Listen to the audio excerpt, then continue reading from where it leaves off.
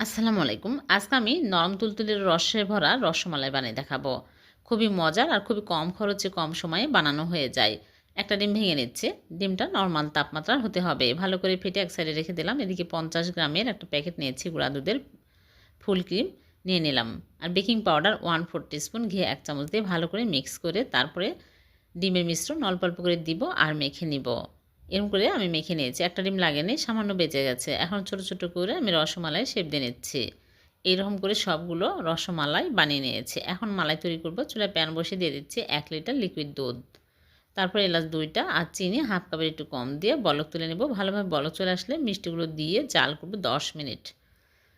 মাঝে মাঝে ঢাকনা খুলে বাতাস বের করে দিতে হবে। আর 5 মিনিট পর ঢাকনা খুলে আবারও নেড়েচেড়ে ঢেকে দিচ্ছি। 10 মিনিট পর চুলা থেকে নামিয়ে রেখে দেবো সারা রাত। পরের দিন সকালে মিষ্টিগুলো সার্ভ করে আপনাদেরকে দেখাচ্ছি। হয়ে গেল ভীষণ মজা নরম তুলতুলে রসে ভরা রসমালাই। এভাবে বানিয়ে দেখবেন, খুবই কম খরচে বানানো হয়ে যায়। মাত্র 50 টাকা দিয়ে আমি 1 কেজি মিষ্টি বানিয়ে ফেললাম। ভালো লাগলে লাইক কমেন্ট শেয়ার